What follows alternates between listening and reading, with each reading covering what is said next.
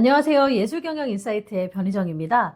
오늘은 지역에서 축제 기획을 하면서 또 예술가 마케팅에 대해서 고민하고 또 다양한 실험과 도전을 준비하고 있는 분이 있어서 자리에 한번 모셔봤습니다. 안녕하세요. 안녕하세요. 네, 반갑습니다. 저희 구독자분들께 인사와 자기소개 좀 부탁드립니다. 안녕하세요. 군산시청에서 축제를 만들고 있는 문화기획자이자 예술가 마케팅에 대해 연구하고 있는 이윤주라고 합니다. 반갑습니다. 군산시청에서 근무하고 있다고 얘기를 하셨는데 하고 계시는 일이나 이런 것들을 자세하게 설명해 주시겠어요? 현재 군산시에서 축제 전문직으로 근무를 하고 있고요. 군산시의 대표 축제인 시간여행 축제를 만들고 있습니다.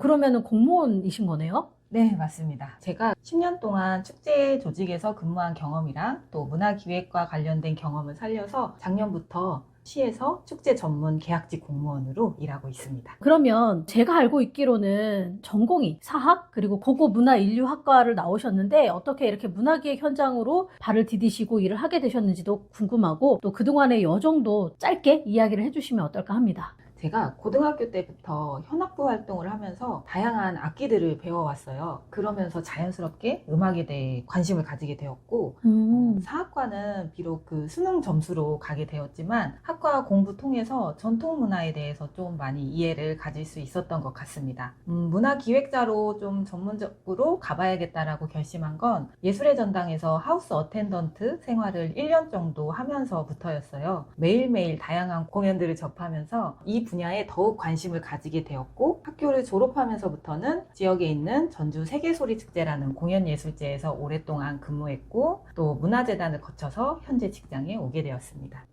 그렇군요. 그러면 이 문화기획 현장에서 다양한 이런 경험들을 해오셨을 텐데 가장 기억에 남는 에피소드나 그런 건 없으실까요? 제가 전주 세계소리축제에서 한 10년 정도 근무를 하면서 다양한 공연팀들을 섭외하고 만나왔는데요. 지역에서 주최하는 축제는 또 지역 예술가분들과 함께하는 무대를 만들어야 된다라는 또 측면이 있습니다. 그럴 때마다 제가 지역 예술가분들을 섭외 후보 리스트에 올리려고 해도 정보가 없어서 영상을 찾지 못해서 섭외 후보에 리스트조차 올리지 못하는 경우를 너무 많이 접하다 보니까 너무 안타까운 마음이 들더라고요. 그래서 어떻게 도울 수 있을까 고민을 하면서 또 예술가 마케팅 부분에 대해 또 고민과 연구를 시작하게 된 것 같습니다. 결국은 현장에서 일을 해오는 과정에서 느낀 점들이 지금 현재 예술가 마케팅이라는 것을 고민하게 만들었다는 이야기로 좀 정리를 해볼 수 있을 것 같은데, 그러면 그들의 가장 큰 취약점 혹은 그들이 가장 흔히 범하는 실수는 무엇인지 또 궁금합니다. 가장 아쉬운 점은 예술가분들이 자신의 활동 기록을 제대로 기록하지 못한다는 점이에요. 사실 우리가 기록의 중요성은 너무나 다 잘 알고 있지만 본업에 치여서 그리고 또 너무 바쁘고 정신없어서 가장 나중으로 미루게 되는 게 바로 이 기록인 것 같습니다. 그렇지만 예술가분들의 가장 1차적인 고객은 바로 행사 담당자인데, 행사 담당자 입장에서 섭외하고자 하는 어떤 팀을 찾아봤을 때 최근 활동 기록이 쌓여있지 않으면 보통 이 팀이 이제 더 이상 활동을 안 하나? 라는 생각이 먼저 들게 되거든요. 그래서 바쁘고 힘들더라도 꾸준하게 자신의 활동 기록을 쌓아 나가는 것이 가장 중요하다고 생각합니다. 그러면 예술가들이 안고 있는 그런 아쉬운 점들을 좀 빠르게 해결해서 섭외 담당자들에게 눈에 띄게 할 수 있는 방법, 한마디로 예술가들이 좀 마케팅을 적용할 수 있는 그런 가장 빠른 방법론 이런 것들은 없을까 궁금하네요. 이제 막 시작하시는 분들은 자신의 제대로 된 공연 영상이 없는 경우가 있는데, 그럴지라도 자신의 공연 연습하는 영상이라도 찍어서 유튜브에 올리라고 적극 말씀드리고 있고요. 또 시각예술 하시는 분들도 자신의 작품을 또 포트폴리오처럼 블로그나 어떤 웹사이트에 잘 아카이브 하라고 말씀드리고 있습니다. 또 자신의 이름이나 팀명을 검색창에 검색을 해보라고 말씀을 드리고 있어요. 막상 검색을 해보면 오래된 정보가 나오거나 또 잘못된 정보가 나오기도 하거든요. 그래서 최신 정보를 관리하는 것이 가장 중요하다고 보고, 또 가장 좋은 건 자신의 홍보 채널을 직접 관리하는 게 가장 좋다고 생각합니다. 사실 그 마케팅 채널, 홍보 채널이라고 하면은 우리가 되게 다양한 그 채널들에 실제로 접근할 수 있고 활용할 수 있을 텐데, 자기 마케팅을 시작하는 그런 예술가들에게 추천해 주실 만한 가장 좀 적합한 홍보 채널은 어떤 게 있을까요? 요즘은 인스타그램을 가장 많이 활용하시는 것 같아요. 인스타그램만 잘 활용하셔도 섭외 문의가 DM으로 굉장히 많이 오는 것 같습니다. 그래도 조금 더 욕심을 부려보자면 국내에서 많이 쓰는 네이버 같은 포털에 제대로 검색되게 하는 게 좋다고 생각을 합니다. 저는 예술가분들에게 네이버 인물정보 등록을 꼭 해보시라고 권고를 드리고 있어요. 자신의 팀명이나 자신의 이름을 검색했을 때 가장 먼저 인물정보 창이 나오면 이 팀은 또 이분은 제대로 관리하고 활동하고 있다라는 그 인식이 바로 생기기 때문입니다. 사실 말씀하신 것들 우리가 다 흔히 아는 채널이고 가장 많이 활용하고 있는 채널들이긴 하지만 나를 알리는 수단으로는 잘 활용을 안 하는 것 같아요. 말씀하신 가장 기본적인 채널부터 구축하는 게 가장 좋은 방법이 아닐까라는 생각이 드네요.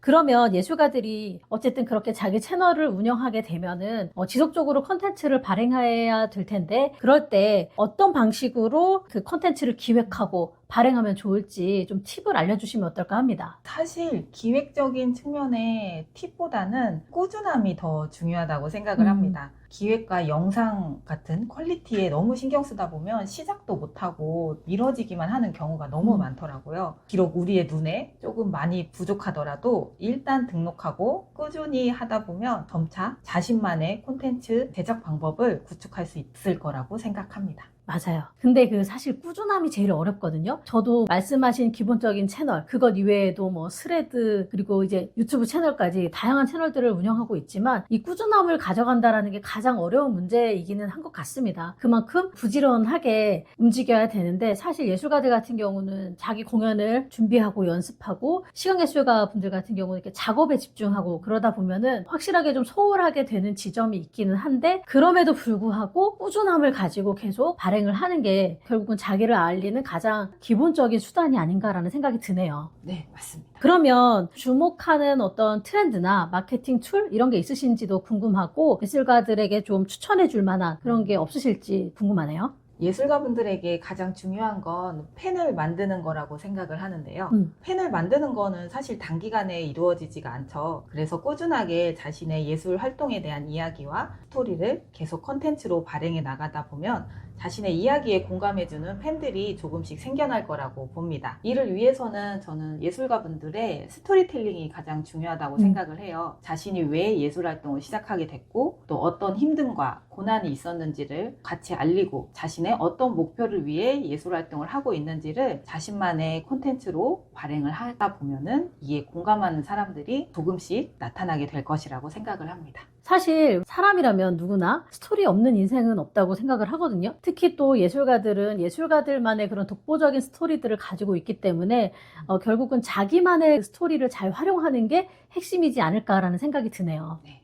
그러면 지금까지 이렇게 얘기한 것들을 잘 실행한 말 그대로 가장 마케팅을 잘하는 마케팅 감각이 뛰어난 예술가 사례가 있다면 한번 좀 언급을 해주시면 어떨까 합니다. 제가 살고 있는 전주라는 지역에 기타 듀오 팀이 있는데요. 이상한 계절이라는 팀입니다. 이 팀은 전주에서 10년 넘게 활동하면서 자신만의 음악과 이야기를 계속해서 만들어 나가고 있어요. 저도 행사 담당자로서 이 팀을 많이 섭외를 해봤는데 그때마다 안정감이 들더라고요. 안정감이 들었던 이유는 크게 세 가지였어요. 첫 번째는 이 팀을 찾았을 때 웹상의 정보나 영상 같은 자료가 굉장히 많이 나와서 이 팀이 공연을 올릴 때 어떻게 할 것인가를 제가 예상을 할 수가 있더라고요. 그리고 두 번째는 이 팀이 비슷한 행사 등에 많이 활동한 기록들을 차곡차곡 잘 누적시켜 나갔고 또 그 공연을 본 관객들의 리뷰들도 쉽게 찾을 수가 있어서 공연의 퀄리티가 어떻게 되는지 또 예상을 할 수 있었습니다. 마지막으로는 사실 저한테는 가장 중요한 부분이었는데 이 예술가의 태도였어요. 작은 행사더라도 굉장히 열심히 진심을 다해 공연을 해주는 모습을 옆에서 많이 지켜봤고 또 그런 모습을 보니까 더 좋은 공연이나 더 좋은 무대에 연결시켜 주고 싶다라는 생각도 많이 들었습니다. 지금 이렇게 딱 세 가지로 짚어서 이제 말씀을 해주시니까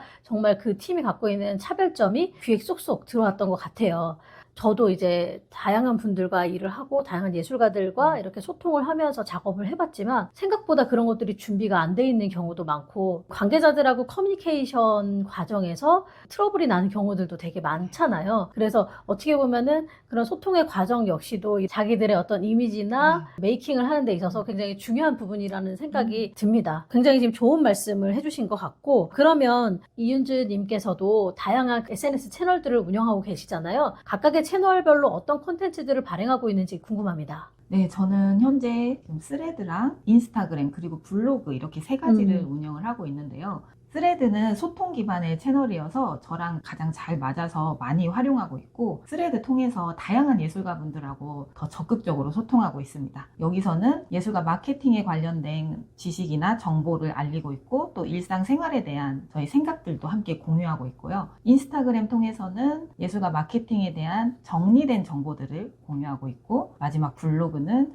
저희 프로젝트나 공부하는 내용들을 아카이브한다라는 식으로 차곡차곡 포트폴리오처럼 쌓아나가고 있습니다. 지금 스레드 말씀해 주셨는데 사실 우리도 스레드로 알게 돼가지고 계속 소통하다가 이렇게 제가 출연 요청까지 또 드리게 됐었던 것 같은데, 그런 채널들을 관리하는 게 진짜 말 그대로 그 마케팅에 얼마나 중요한지를 직접 몸소 그쵸? 보여주신 또 사례가 아닐까라는 생각이 드네요. 그러면 우리가 지금 계속 예술가 마케팅에 대해서 이렇게 이야기를 나누고 있는데요. 이 정도로 좀 생각을 정리해 왔다라는 거는 예술가 마케팅에 관해서 무언가를 준비하고 있을 것 같다라는 예측이 드는데 맞습니까? 네, 맞습니다.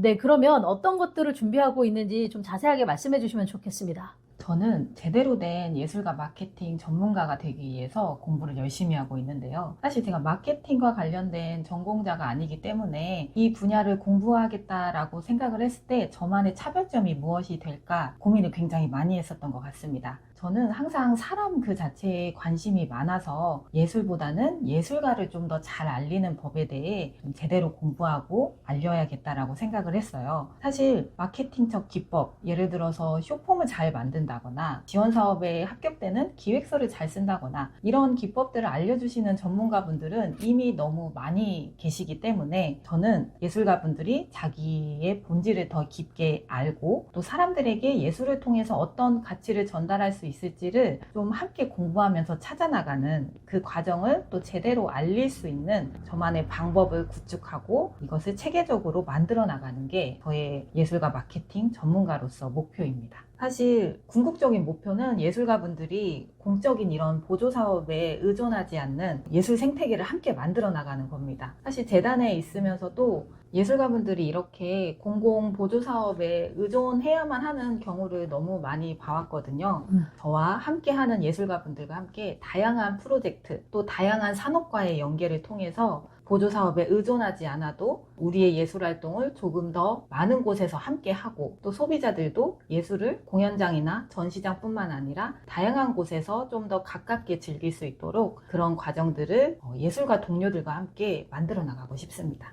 그러면 지금 문화기획자로 관련된 일을 하고 싶어하는 후배들이 되게 많을 거라는 생각이 들거든요. 그런 분들에게 좀 전하고 싶은 조언이나 이런 건 없을까 궁금합니다. 저도 제 방향성을 정립하는 데 있어서 끊임없이 많이 흔들리거든요. 그래도 조금 더 일찍 시작한 선배로서 한마디만 전달한다면 지금 시작하시는 많은 문화 기획자분들이 불안함을 마음속에 갖고 있을 것 같아요. 저도 지금도 항상 불안함을 가지고 있지만 불안함이 우리에게 새로운 시도를 할 수 있는 자산이 되는 것 같습니다. 이런 것까지 해야 되나 싶은 경험들 또 시도해보지 못한 다양한 프로젝트, 다양한 활동들이 궁극적으로는 다 자신만의 자산이 되는 것 같습니다. 그래서 지금 와서 돌이켜보니 저도 하나도 쓸모없는 경험은 없었더라고요. 그동안 제가 쌓아왔던 모든 경험이나 활동이 차곡차곡 쌓여서 지금의 제가 되었던 것 같아서 시작하는 분들도 많은 경험과 도전을 불안해하지 않고 계속 시도해 나갔으면 좋겠습니다. 말씀하신 내용을 이렇게 좀 한마디로 정리해보면 나에게 스며든 불안도 결국 동기다. 나에게 어떤 새로운 동기부여를 할 수 있는 그런 지점으로 좀 활용을 해보면 좋지 않을까라는 말씀으로 좀 정리해볼 수 있을 것 같습니다. 네, 지금까지 우리가 또 다양한 이야기를 이렇게 나눠봤는데요. 15년간 문화기획 현장에서 일하면서 경험해 오신 것들, 그리고 현재 기관 담당자로 근무하면서 또 느낀 것들을 토대로 예술가 마케팅에 대해서 이렇게 고민하고 앞으로 나아갈 방향에 대해서도 이렇게 말씀을 해주셨는데 굉장히 좀 유익한 시간이 아니었던가 싶습니다. 그리고 또 많은 예술가분들이 혹시라도 이 영상을 보신다면 말씀해 주신 내용을 좀 팁으로 삼아서 자기 마케팅을 좀 적극적으로 좀 하시는 데에 도움이 되셨으면 하는 바람이 들기도 하고요. 끝으로 하고 싶은 이야기가 있으시면 해주시겠어요? 저는 예술가 마케팅을 통해 더 많이 함께 할 수 있는 예술가 동료들을 만나고 싶습니다. 그래서 저의 이야기를 이렇게 전달할 수 있게 좋은 기회를 주신 우리 대표님께도 너무 감사드리고요. 대표님과도 꾸준히 함께 하면서 예술 생태계의 지속 가능성을 위해 함께 계속 이어나갔으면 좋겠습니다. 너무 감사합니다.